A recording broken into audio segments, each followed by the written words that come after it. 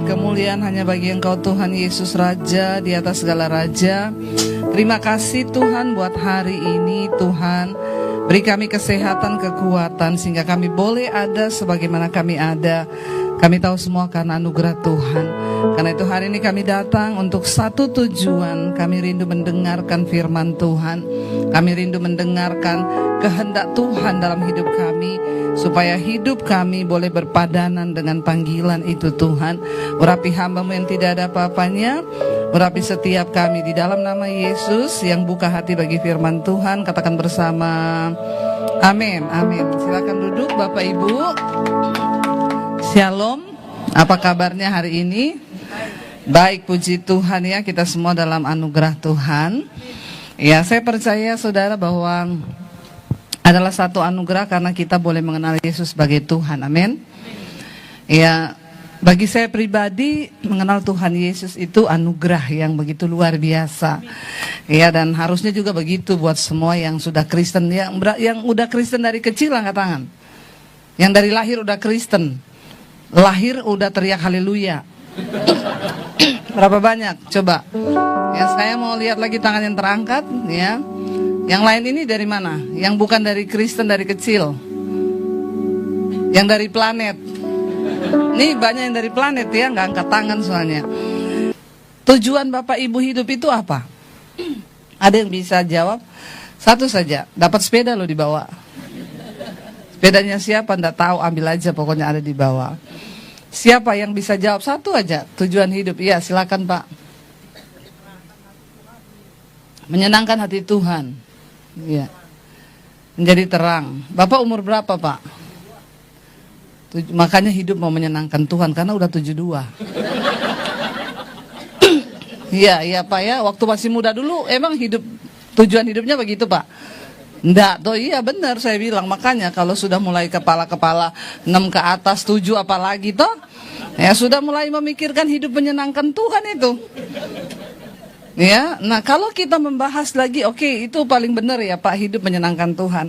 Tapi kalau kita membahas tentang hidup menyenangkan Tuhan tuh kan banyak Pak. Contohnya, ini Bapak nanti dapat sepeda beneran loh. Contohnya apa Pak? Yang paling simpel aja Bapak, hidup menyenangkan Tuhan itu seperti apa? Contoh. Iya. Memuji menyembah Dia, apalagi? Berdiri Pak, biar semua orang lihat Bapak, luar biasa loh. Tepuk tangan dong saudara. Iya, memuji menyembah Dia dalam itu rohani sekali, Pak. Itu ada di Alkitab. Yang tiap hari aja yang Bapak lakukan, simple, yang paling simple, hidup menyenangkan Tuhan. Ketemu itu jawaban biasa orang-orang pencitraan. Coba yang satu aja, satu. Ada yang saya tunggu dari Bapak ini. Bapak masih punya istri? Oh, sudah sendiri, makanya sudah tidak.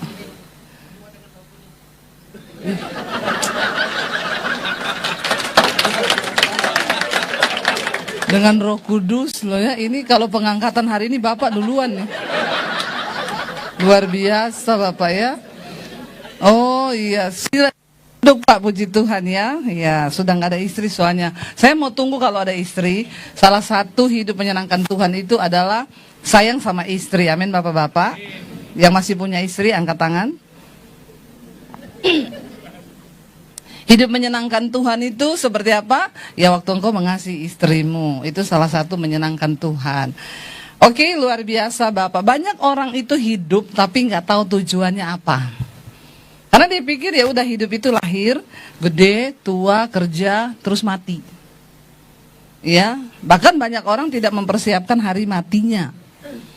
Ya, kalau nggak ada tujuan hidup, ya pasti nggak tahu hari matinya. Kita kalau bicara tentang kematian ya bukan cuma yang tua-tua ya. Yang muda-muda tuh jangan melirik sama yang tua. Ya, kalau lihat bapak-bapak yang udah tua suka bilang kayaknya dia duluan nih.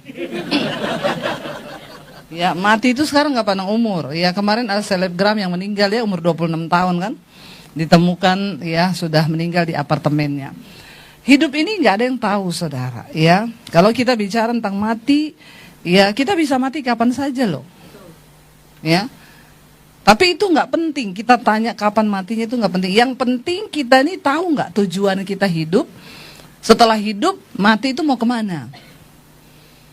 Ya, kalau orang punya tujuan hidup, maka dia hidup untuk mempersiapkan kematian. Karena hanya satu yang pasti di hidup ini, yaitu kematian. Orang yang punya tujuan hidup, ya, itu hidupnya itu untuk mempersiapkan kematiannya. Karena Alkitab berkata kita di dunia ini hanya perantau. Ada satu tanah kekekalan yang akan kita tuju setelah nanti kita mati. Jadi sebenarnya hidup ini untuk apa? Mempersiapkan untuk mati. Nah, saya sekarang mau tanya, yang sudah siap mati angkat tangan. Ya, iya, satu ibu sudah siap ya. Nggak ada utang ya Bu ya, pastikan itu dulu. Karena banyak orang siap mati tapi utang masih banyak. Jangan dulu mati dulu, bayar dulu utang. Yang sudah siap mati, sekali lagi angkat tangan yang sudah siap. Yang belum siap, angkat tangan. Yang bingung angkat kaki deh. Nih saya heran orang Lampung ini ditanya nggak ada yang jawab ya. Tapi ada orang sebenarnya tapi nggak mau jawab. Jangan takut salah ya. Jadi Bapak Ibu, kita siap atau tidak siap, ya harus siap. Ya, kita harus siap. Nah, hari ini kita akan sama-sama belajar sebenarnya untuk apa sih kita hidup. Ada satu bapak, dia ke dokter, dia bilang, "Dok, saya mau minta obat umur panjang, vitamin untuk umur panjang." Dokternya tanya, "Bapak merokok?" "Enggak." "Minum kopi?" "Enggak." "Makan enak?" "Enggak." "Terus ngapa umur panjang?" Mati aja sudah. Ya. Kalau saya jadi dokternya, saya tanya, "Bapak minta umur panjang untuk apa? Mau hidup umur panjang itu untuk apa?" Ya, benar nggak? Ya satu hal, untuk menggenapi rencana Tuhan. Amin. Ya, tadi Bapak bilang menyenangkan hati Tuhan dengan hidup ya mengikuti rencana dan kehendak Tuhan. Satu nasihat dari Rasul Paulus, buka Filipi pasal yang pertama. Ayat yang ke-27. Rasul Paulus adalah seorang yang sangat luar biasa dalam perjuangan imannya, saudara. Ya, dia tadinya bukan orang Kristen, bukan orang percaya, tapi dia terima Yesus, lalu dia bergumul. Ya, dia mau dibunuh, dipenjara. Ya, tiap hari dia berkata, "Aku ada dalam bahaya maut karena nama Yesus." Ketika Rasul Paulus bertobat menerima Tuhan Yesus, arah hidupnya berbeda. Ya, tadinya dia hidup untuk kepercayaannya, sehingga setiap orang yang percaya sama Yesus dibunuh. Dulu Rasul Paulus itu teroris, dia bunuh pengikut Kristus. Dia nggak mau ada orang percaya Yesus. Tapi ketika dia dijamah Tuhan, hidupnya berubah, ya 180 derajat. Dia berbalik memberitakan nama Yesus, walaupun dia yang mau dibunuh. Ya, dia memberi nasihat kepada jemaat. Dia bilang begini, ayat 27 baca.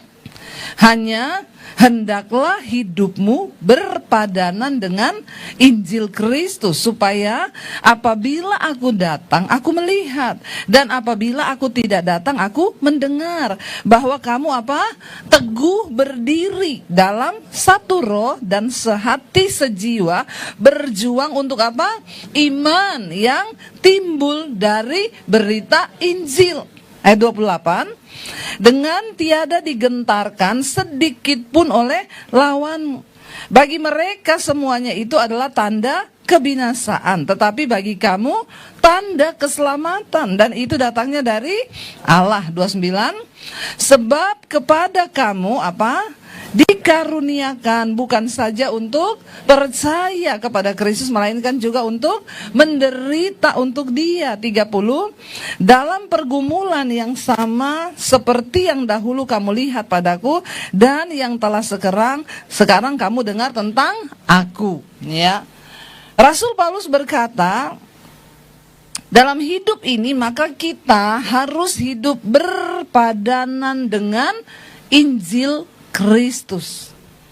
Ya, untuk apa kita hidup? Kita hidup dipanggil untuk melakukan firman Tuhan. Artinya kita hidup berpadanan, bersama-sama dengan Injil, dengan firman Tuhan. Orang Kristen tuh kalau di gereja nyanyi pinter saudara. Sebab aku percaya, apa?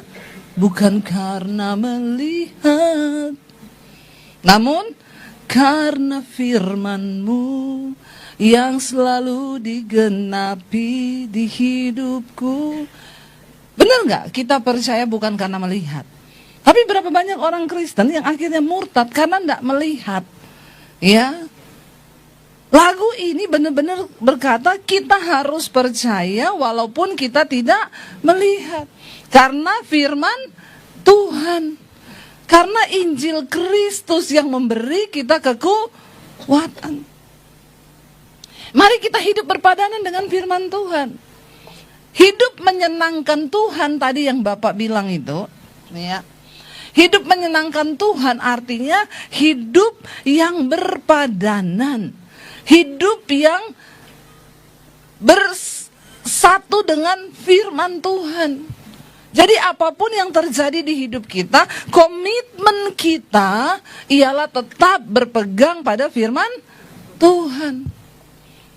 Ya, mungkin bingung bagaimana tuh caranya, Bu. Gak usah saya tuh memberi contoh gak yang aneh-aneh, saudara. Saat engkau dikecewakan oleh keluargamu, iparmu, mertuamu, menantumu, dalam keadaan engkau kecewa, jengkel, marah, apa Alkitab katakan tentang hal itu? Iya, handphonenya tolong di silent ya, mengganggu sistem navigasi saya. Naik pesawat saja nggak boleh ada handphone, apalagi dengar firman Tuhan. Nanti saya suruh masuk kantong kolektor itu. Iya, dimatiin dulu ya Ibu ya. Bilang lagi ibadah. Saudara, ya sampai di mana tadi? Ya, jadi contohnya tuh begini. Kalau kamu disakiti nih sama iparmu, sama mertuamu, sama menantumu, respon pertama yang terjadi di hidup kita apa? Ya, yang marah angkat tangan. Nggak ada lagi. Yang seneng angkat tangan. Gila. Fix. Iya enggak? Ya. Kalau kita disakiti, kita difitnah, kita dijelekan, kita diperlakukan tidak baik, maka respon pertama kita apa? Iya, marah kan? Biar pendeta juga Pak ya. Bapak disakiti orang marah nggak? Bapak masih normal. Ya, marah kita. Namanya kita manusia daging. Ya, di dalam daging ini kan ada amarah, kebencian, dendam, keserakahan, pertikaian, roh pemecah belah, itu dalam daging. Dan kita masih hidup di dalam daging. Nah, setelah respon kita marah, yang dikatakan berpadanan dengan Injil, setelah kita marah, lalu kita merenung nih. Kalau saya begini, Alkitab tuh Tuhan tuh maunya saya ngapain? Amin. Ya. Kalau saya itu disakiti, saya marah. Tapi apa yang Tuhan suruh saya lakukan waktu saya marah?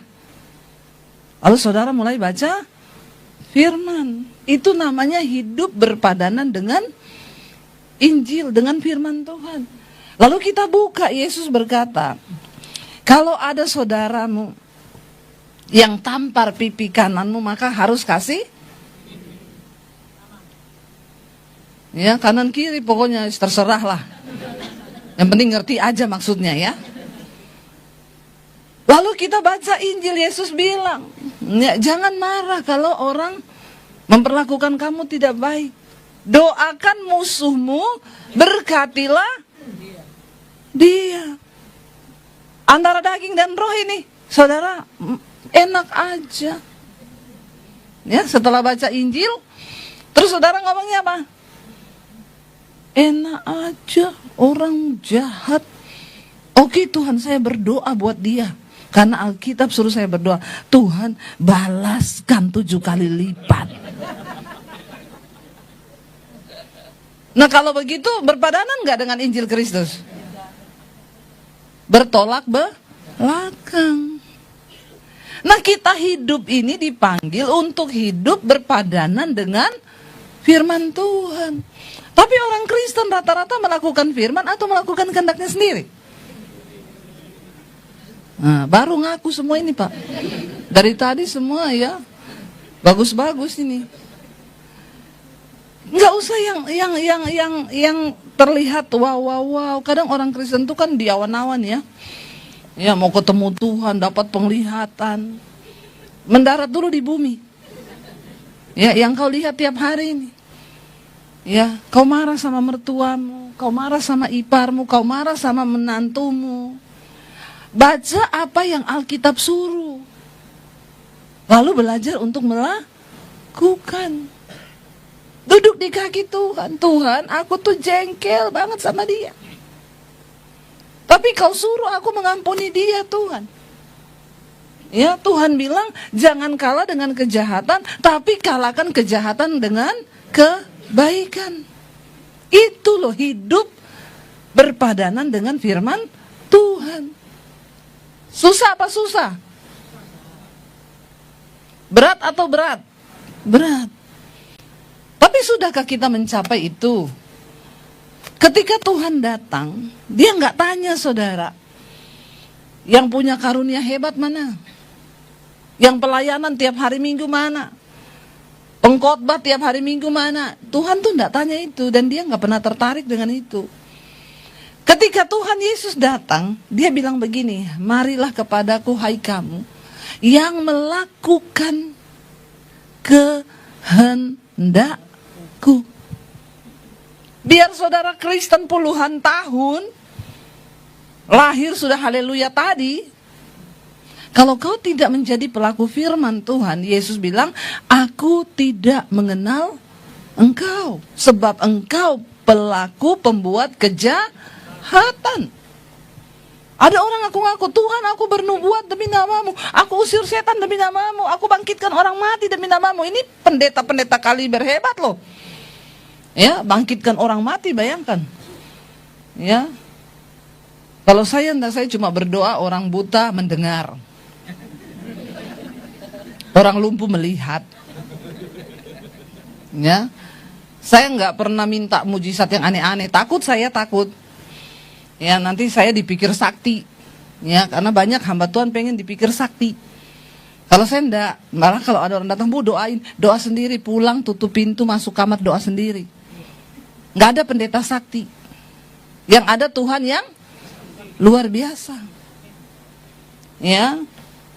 Jadi bukan soal sakti-saktinya kita. Bukan soal kau didoakan di gereja rebah. Minggu ini rebah, datang lagi minggu depan rebah lagi. Ya, minggu depan didoakan rebah lagi. Sudah geger otak nggak berubah-berubah. Menakutkan orang Kristen sekarang ini. Ya. Iya nggak saudara? Saya pernah satu kali pelayanan di gereja saudara. Waktu saya lewat, ya ada jemaat pas saya lewati, Bapak itu jatuh, menggelepar. Saya pikir sakti saya ini. Bayangkan ya, saya lewati langsung jatuh kayak Petrus kan lewat, bayangannya orang kerasukan sembuh ya. Saya lewat tuh Bapak jatuh. Saya langsung pikir nih pasti dia kerasukan setan. Saya langsung datang, dalam nama Yesus. Istrinya bilang, enggak usah Bu, kenapa? Epilepsi. Oh, padahal saya sudah mau berpikir sakti, nggak jadi sudah. Nggak ada pendeta sakti, yang ada Tuhan yang berkuasa. Ya, ayo kita nggak usah soal hebat-hebatan di gereja. Ya, mau terlihat sok rohani, nggak ada guna pencitraan di depan Tuhan tuh, nggak ada guna. Bilang kanan kiri, nggak usah pencitraan. Bilang lagi, Tuhan tahu hidupmu. Tuhan tahu kok hidup kita ini. Ya, benar nggak? Nggak usah jadi Kristen yang pencitraan. Ayo kita ini berpadanan dengan firman Tuhan. Kalau Tuhan bilang jangan, ya jangan. Anak-anak muda, Alkitab berkata kamu harus hidup kudus. Kalau engkau hidup kudus, itu engkau berpadanan tuh dengan firman Tuhan. Ya, kalau engkau nggak hidup kudus, ya berarti nggak berpadanan dengan firman. Mau kau Kristen, mau kau pelayanan, mau kau pendeta, mau kau ya WL, mau singers, mau pemain musik, itu tuh semua Tuhan nggak lihat itu. Yang Tuhan cuma lihat satu, kamu itu hidup berpadanan nggak dengan firman Tuhan. Ya, dikatakan di sini Rasul Paulus bilang supaya kalau aku datang aku melihat imanmu itu. Dan kalau aku tidak datang aku mendengar tentang imanmu. Wah, dia berubah ya sekarang ya. Iya loh, dulu padahal tukang marah-marah, sekarang sukacita loh. Amin bapak-bapak. Ya, di rumah enggak usah marah-marah. Ya, angkat tangan bapak-bapak yang suka marah-marah. Ya, bapak-bapak itu kalau di rumah marah-marah itu banyak syaitan itu di dalam hatimu. Ya, buang itu jauh-jauh. Karena kerajaan Allah itu bukan soal makanan, pakaian, rumah mewah, mobil mewah, ya, tapi kerajaan Allah bicara tentang kebenaran, damai, sejahtera, dan sukacita. Kalau orang hidup melakukan firman Tuhan, dalam dirinya itu ada kebenaran, maka ada damai. Waktu ada damai, ada sukacita. Ini satu paket. Ini kerajaan Allah. Ini yang Yesus bawa datang ke dalam dunia. Roma 14 ayat 17 berkata, sebab kerajaan Allah bukanlah soal makanan, minuman, pakaian. Ya, biar kau pakai makan makanan enak, kau minum minuman yang enak, biar kau pakai mobil yang mewah, rumahmu bagus, pakaianmu mahal. Kalau engkau tidak melakukan firman, maka di hidupmu tuh nggak ada damai sejahtera, tidak ada kebenaran, tidak ada damai, nggak ada sukacita. Terus buat apa kau hidup? Mati saja. Ya, ini loh inti dari kita dipanggil hidup itu ini. Yesus datang membawa kerajaan Allah ke dalam dunia. Karena dunia ini udah hancur. Ada kerajaan setan di dunia ini. Kerajaan setan itu apa? Kalau kerajaan Allah kebenaran, maka setan itu kerajaan yang pertama dosa. Ketika ada ya maka tidak ada damai sejahtera, adanya galau, khawatir, takut. Ya. Kalau tidak ada damai, tidak ada kebenaran, yang ada galau, maka buahnya boro-boro sukacita. Tiap hari marah-marah. Nah, kalau di rumahmu ada marah-marah terus, rumahmu itu berarti banyak. Kau hidup dalam kerajaan syaitan. Walaupun kau Kristen, walaupun kau ibadah tiap hari Minggu, tapi hidupmu masih dalam kerajaan syaitan. Jangan, saudara. Apa itu kerajaan Allah? Yohanes Pembaptis berkata, bertobatlah, karena kerajaan Allah sudah dekat. Kedatangan Kristus digambarkan sebagai kedatangan kerajaan Allah di bumi. Yesus datang membawa pendamaian itu, kebenaran itu. Dialah kebenaran yang sesungguhnya. Waktu kita terima Yesus, kita didamaikan dengan Allah. Maka kita hidup dalam damai sejahtera. Orang kalau hubungannya dengan Tuhan benar, hubungannya sama sesama juga benar. Ya, kalau ada orang ribut terus, itu pasti hubungannya sama Tuhan rusak. Ya, perhatikan ini baik-baik. Ya, kalau suami berantem terus, ya berarti dia hubungannya sama Tuhan tuh rusak, fix. Ya, kalau ada istri hidupnya ribut terus, nah itu dia berarti hubungannya sama Tuhan tuh rusak. Karena kalau hubungan kita dengan Tuhan benar, kita nih baru mau marah nih ya, baru 5 menit marah, tiba-tiba alarm bunyi. Ini Roh Kudus, nggak boleh loh, bertobat kau. Amin, saudara. Ya, benar, terus kita tobat, Tuhan ampuni aku Tuhan, aku udah marah Tuhan, ampuni. Ya, saya pun seringkali begitu, saudara. Ketika saya jengkel, saya marah sama anak. Habis itu saya merenung. Saya itu tadi marah. Ya saya bilang sama anak saya, sorry ya mami minta maaf ya, tadi mami emosi. Ya, Tuhan akan ingatin kita. Lalu kita bertobat. Sehingga marah itu tidak berkepanjangan. Kenapa sampai terjadi pembunuhan, marah? Karena orang gak ada kerajaan Allah dalam dirinya. Dia hidup melakukan kehendak setan. Rasul Paulus bilang apa? Supaya aku mendengar, aku melihat bahwa kamu berdiri teguh. Apalagi di hari-hari terakhir nih, banyak hal yang bisa membuat iman kita goyah. Tapi waktu kita berketetapan hati untuk berpegang pada firman Tuhan, maka hidup kita lurus dan kita kuat, saudara. Kita harus berjuang untuk apa? Untuk untuk iman. Ternyata iman itu, coba tayangkan ayatnya lagi. Ya. Dikatakan di sana, ya, supaya kamu teguh berdiri dalam satu roh. Tadi ya, Filipi 1 ayat 27. Multimedia ini tolong dikasih kopi dulu. Ya, nah ayat yang ke-27 tadi, ya, dikatakan di sana bahwa kita harus berdiri teguh dalam satu roh dan sehati sejiwa, berjuang untuk apa? Berjuang untuk, jadi iman itu harus diperjuang. Kalau enggak bisa mati, bisa hilang. Ingat loh, Yesus datang kembali kedua kali di bumi. Yesus bilang apa? Ketika aku datang kembali kedua kali, adakah iman? Aku dapati. Iman itu dasar dari segala sesuatu yang belum kita lihat. Keselamatan itu belum kita lihat. Tapi kita percaya dalam nama Yesus ada keselamatan. Apakah kita bertahan sampai di penghujung akhir hidup kita? Apakah kita bertahan berpegang pada iman itu? Ya, nggak usah lihat orang keluar, lihat saya saja. Kepo sekali nih jemaat-jemaat ini ya. Orang mau ke toilet kok kayak nggak pernah lihat orang itu loh. Ya, jangan gagal fokus, amin. Baru begitu udah gagal fokus saja kau. Ini apalagi menjelang kedatangan Tuhan. Banyak yang bisa menggagalkan fokus kita sama Tuhan. Keadaan dunia, ekonomi, keuangan, sakit penyakit, masalah kepahitan, amarah, ini bisa menggagalkan iman kita loh. Makanya dikatakan Rasul Paulus bilang, supaya kamu teguh berdiri, maka engkau harus hidup berpadanan dengan firman Tuhan, dengan Injil itu. Supaya kamu bisa berjuang untuk iman.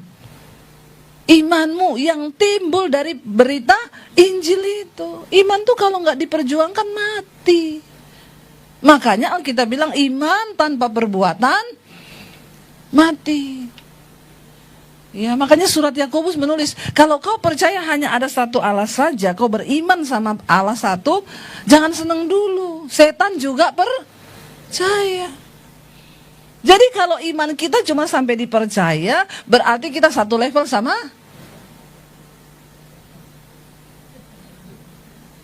Saya ulangi lagi ya. Tolong dicamkan baik-baik. Alkitab berkata, engkau percaya beriman hanya ada satu Allah saja. Setan juga percaya akan hal itu. Jadi kalau iman saudara cuma sampai dipercaya, berarti engkau satu level sama.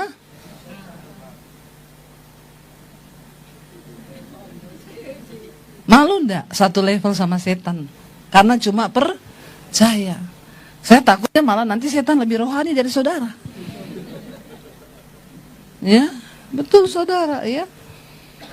Karena ada orang Kristen itu, ya, lewat gelap-gelap lihat setan lari terbirit-birit. Setan lari terbirit-birit. Setan lihat dia bilang gini, darah Yesus. Jadi lebih rohani siapa?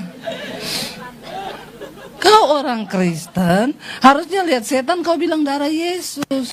Terus kau ketawain setan.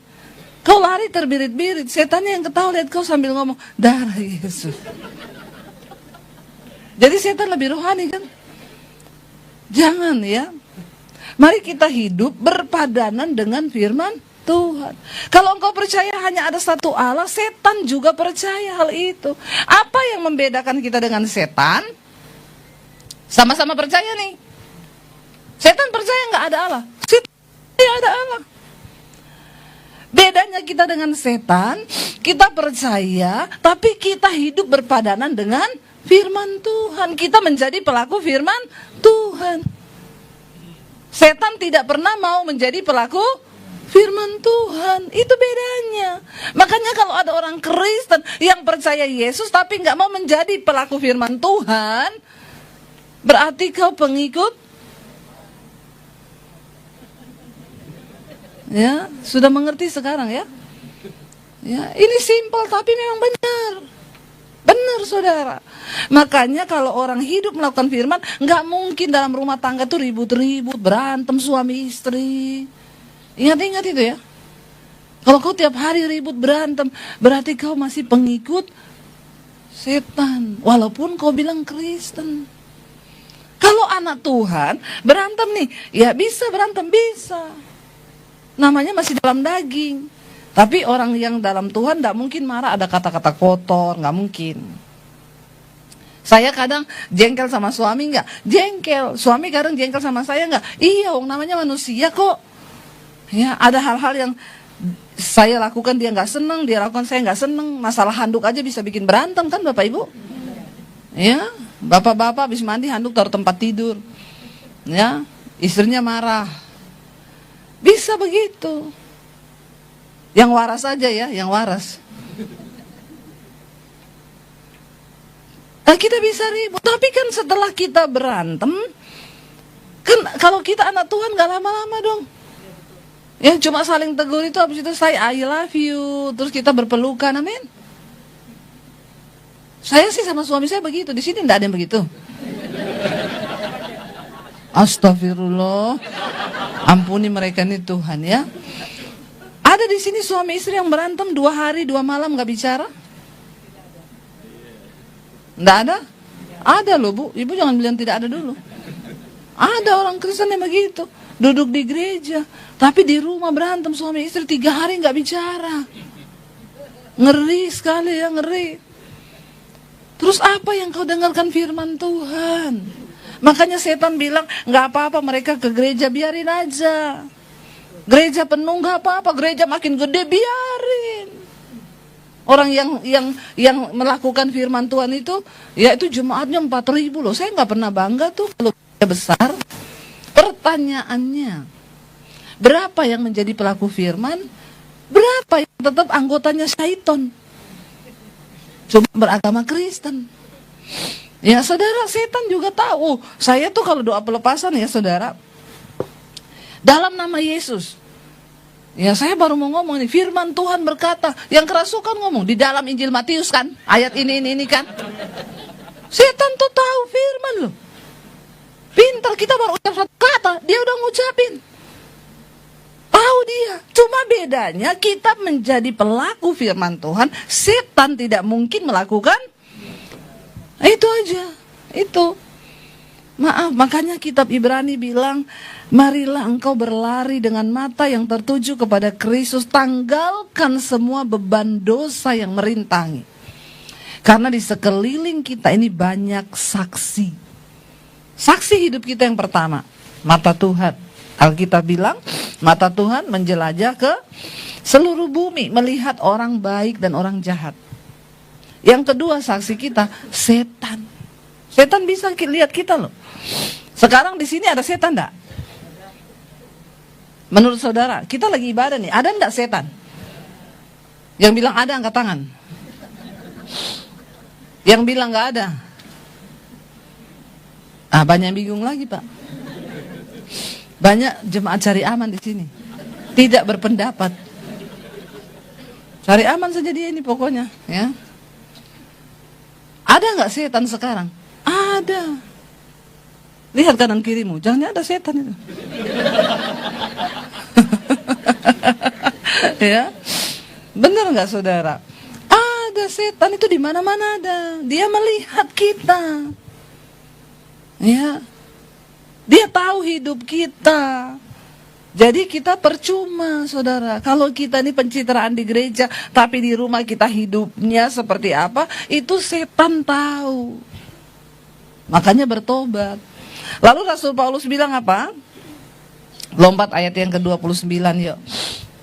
Baca bersama, sebab kepada kamu dikaruniakan bukan saja untuk percaya kepada Kristus, melainkan juga untuk menderita untuk Dia. Ingat loh, tujuan hidup kita ini dirubah menjadi sama seperti Tuhan Yesus. Untuk merubah hidup kita yang sudah rusak karena dosa ini tidak gampang, ya, tidak gampang. Paku itu kalau sudah bengkok, supaya dia bisa dipakai lagi, ya. Paku yang sudah bengkok-bengkok supaya bisa dipakai lagi diapain? Dilurusin. Dilurusinnya itu pakai apa? Palu. Dipukul. Sakit enggak? Sakit. Tapi dengan sebuah tujuan supaya dia bisa digunakan. Hidup kita ini kayak begitu. Udah rusak karena dosa, hancur saudara. Makin hancur, pukulannya makin banyak. Tapi cuma satu tujuannya, supaya hidupmu bisa dipakai Tuhan, berdampak bagi orang lain. Harus diluruskan. Makin banyak hancurnya, makin sakit. Makin sombong kau, makin sakit. Di sekolah Alkitab kami di Bandungan, Semarang, kita punya sekolah misi di sana. Anak-anak dari berbagai kota datang ke sana untuk sekolah misi 6 bulan. Ya, kalau ada dari sini yang terpanggil silahkan. Dulu ada dari Lampung ya, ada. Sekarang dia sudah ditempatkan di pedalaman Kalimantan jadi guru Kristen dan buka pelayanan pos PI. Ya, dari Lampung. Sekolah ini gratis bagi yang tidak mampu ya, dan mereka datang saudara. Bahkan sampai tiket-tiketnya juga kita urusin kalau dia benar-benar nggak mampu ya. Tapi jangan ngaku-ngaku tidak mampu. Tapi memang rata-rata ya yang nggak mampu yang masuk ke sana. 6 bulan ditampung. Lalu ada satu anak itu ya, ketika udah mau selesai mereka kita suruh bersaksi ya. Itu baru-baru datang itu, mereka 2 apa 3 bulan. Ada satu anak itu dia bilang gini sama suami saya, aduh Pak, saya di sini remuk saya. Ya ternyata tidak mudah ya. Memang ya kita suruh mereka masuk di asrama, kenapa? Supaya di situ diproses karakternya. Tempat tidur seperti bangsal, memang sengaja ya campur di situ anak-anak, cowok sendiri, cewek sendiri. Kenapa saya bilang harus campur? Supaya saling memproses. Karena besi menajamkan besi. Kamu nanti pelayanan akan ketemu banyak orang. Kalau di masalah kamar aja kamu nggak lulus, ya nggak mungkin di pelayanan kamu lulus. Kita ini di pelayanan ketemu banyak orang aneh. Ya, banyak orang yang belum bertobat, dilarang kepahitan. Lalu mereka di situ, dia tuh orang agak berada dari Jakarta. Dia bilang sama suami saya gini, saya remuk Pak di sini. Tiap hari saya mau marah, mau emosi, mau pukul orang. Suami saya cuma bilang gini, semakin sombong kamu, semakin sakit loh kamu nanti di proses Tuhan. Jadi lebih baik di sini tanggalkan semua kesombonganmu, keakuanmu, keegoisanmu, supaya kamu tidak sakit kalau diproses. Amin. Ya. Kita ini kalau mau dijadikan berharga, Tuhan harus izinkan penderitaan, persoalan, pencobaan datang. Tapi orang Kristen tidak mau menderita. Makanya kalau ada orang datang, Bu doakan saya Bu, masalah saya itu berat Bu. Saya bilang puji Tuhan, itu tanda ibu masih hidup. Ibu mau tidak ada masalah? Saya doakan supaya kembali ke rumah Bapak. Ternyata tidak mau. Jadi mau ada masalah atau kembali ke rumah Bapak Bu. Karena kalau ibu sudah nggak kuat, Tuhan panggil loh nanti. Enggak Bu Devi, enggak, masih mau di dunia. Kalau masih mau di dunia, berarti prosesnya belum selesai. Kenapa Tuhan izinkan masalah terus? Karena kau belum lulus dari masalah itu. Amin. Tuhan itu membentuk kita sampai kita lulus. Makanya Rasul Paulus bilang, ingat, kepada kamu dikaruniakan bukan saja untuk percaya, tapi juga untuk menderita. Ternyata karunia itu juga menderita, karunia loh. Kita diberikan kasih karunia, bukan dikaruniakan bukan saja untuk percaya, melainkan juga untuk menderita bagi Kristus. Semakin banyak kita menderita, itu semakin karakter kita disempurnakan. Ya contoh, kalau ada orang datang, Bu saya ini, ya heran saya itu, mertua saya itu loh bikin saya kepahitan terus, ampuni. Sudah Bu, tiap hari saya ampuni. Terus, sampai kapan Bu? Sampai kau sudah tidak merasa tersakiti. Itu artinya kau sudah lulus. Oh begitu? Iya. Iya, itu Tuhan begitu. Kalau kau masih tersakiti, berarti kau belum lulus dalam hal pengampunan. Ya, makanya kita harus belajar tujuan Tuhan adalah satu, untuk kita ini hidupnya diperbaiki, ya, lalu diproses, lalu kita hidup bisa berdampak bagi kerajaan Allah. Ya, ada yang bilang gereja itu bengkel. Saya setuju. Tapi kalau mobil rusak terus buang aja ya Pak ya. Emang di bengkel itu mobil rusak terus, di situ ada mobil, Pak ini mobil, iya mobilnya ini udah 50 tahun enggak baik-baik. Ada bengkel yang mau parkir mobil rusak terus di situ? Enak aja lu. Ya, orang-orang yang berdosa itu memakai statement, gereja itu bengkel. Jadi kalau ada orang berdosa di gereja, maklum. Saya mau tanya, kalau kau punya bengkel, terus ada mobil yang 50 tahun enggak baik-baik, kau tampung terus di bengkelmu? Coba berpikir secara nalar. Saudara punya bengkel nih. Ya, bengkelnya itu cuma bisa nampung 20 mobil. Terus 10 ini nggak baik-baik. Bertahun-tahun di situ terus. Saudara tongkrongin terus nggak di situ? Kagak lah, suruh bawa pulang sama pemiliknya. Ambil aja nih mobil, nggak berguna, nggak berdampak, diperbaiki juga nggak bisa. Ya, bawa di rongsoan saja sana, dihanguskan, dibinasakan. Kalau masih dibina, ya dibina. Kalau nggak bisa dibina lagi, harus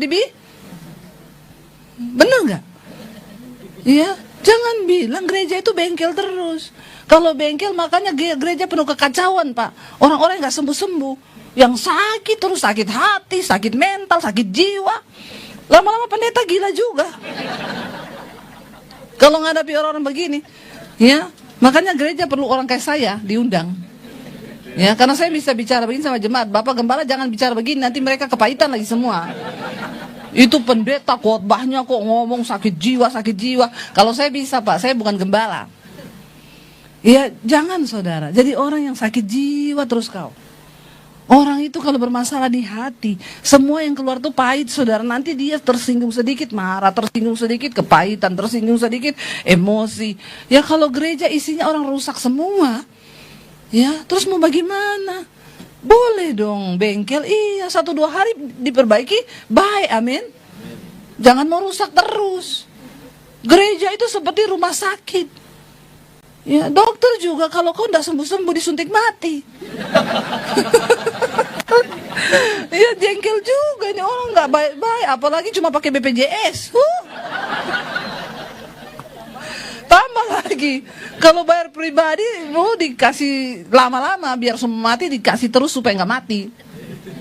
Karena bayar, ya. Bertobat saudara. Ayo kita jadi orang yang mau berubah. Yesus datang sebagai tabib. Yesus bilang bukan orang sehat yang butuh dokter, tapi orang sakit. Butuh Yesus, tapi ketemu sembuh. Jangan ketemu tidak sembuh, ya. Kalau ada orang gak sembuh-sembuh, stres juga saudara. Ya orang tuh kan kalau berobat ditanya dulu, ini sakitnya apa? Ya, sakitnya ini. Ya, oh kalau gitu, coba periksa gini. Kan orang kalau sakit ditanya, yang kamu rasa apa? Terus dicarikan, biar sembuh apa? Iya gak saudara? Kolesterolnya tinggi. Oh kolesterol tinggi, Bapak pulang, besok makan alpukat, toh? Ya.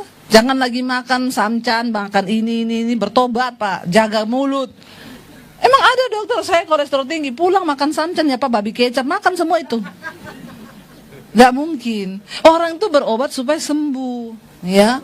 Dikasih tahu caranya supaya sembuh itu ini.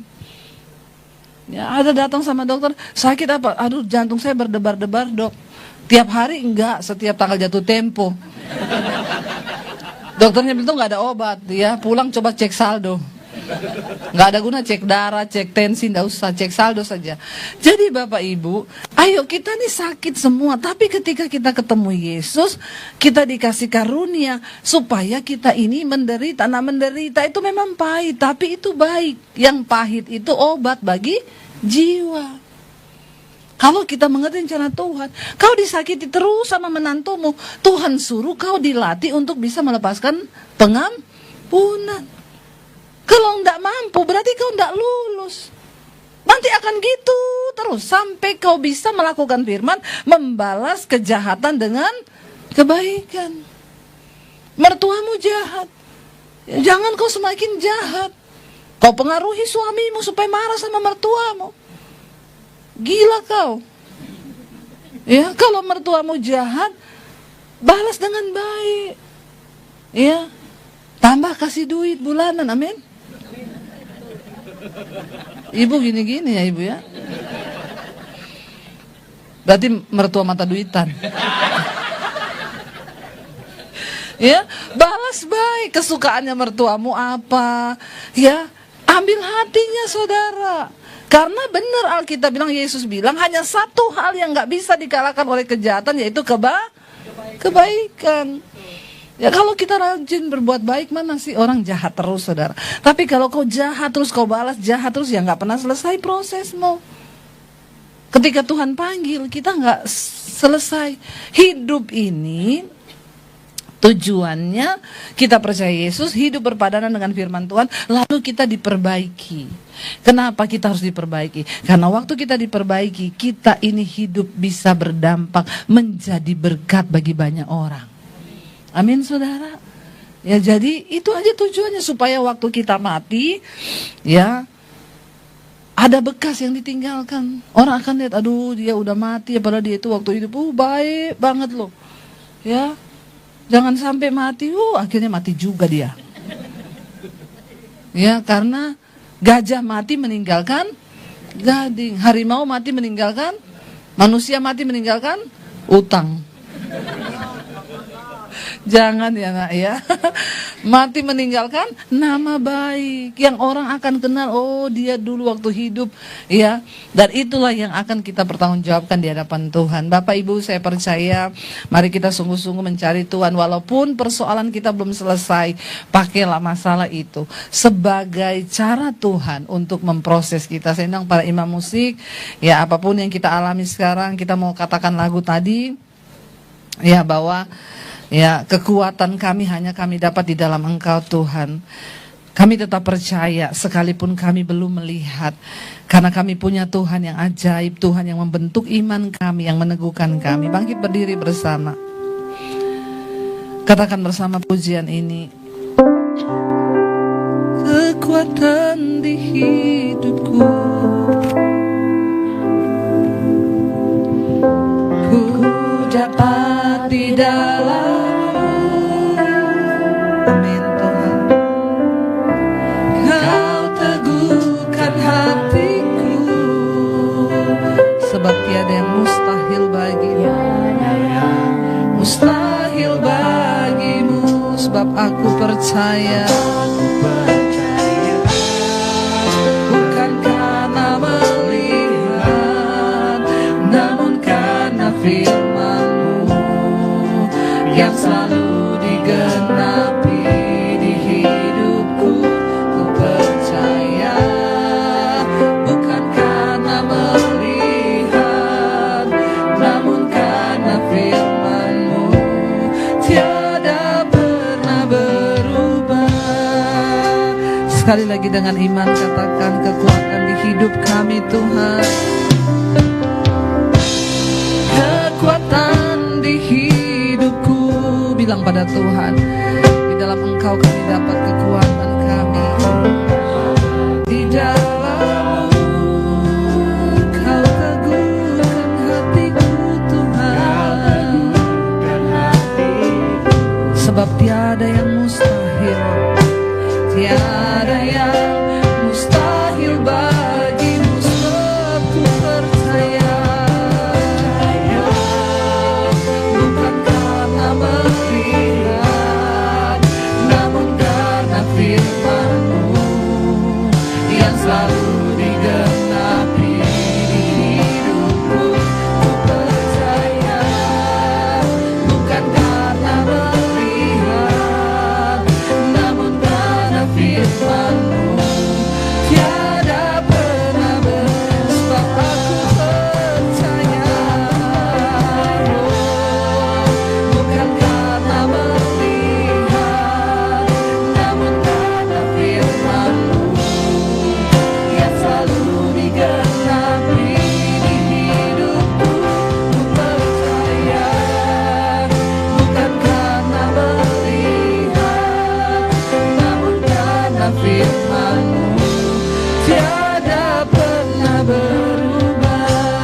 Mari tutup mata dalam hadirat Tuhan. Ini komitmen kami di hadapan-Mu Tuhan. Kami mau percaya, bukan karena kami melihat keadaan kami sudah baik, bukan karena kami melihat masalah kami sudah selesai. Kami tetap mau percaya kepada firman Tuhan, karena kami tahu firman itu pasti akan digenapi dalam hidup kami. Biarlah hidup kami berpadanan dengan Injil Kristus, supaya ketika Tuhan datang, Kau mendapati kami menjadi anak-anak yang didapati berkenan di hadapan Tuhan. Terima kasih Bapa, biar kami pulang dari tempat ini kami mengalami perubahan, agar hidup kami berdampak bagi kerajaan Allah.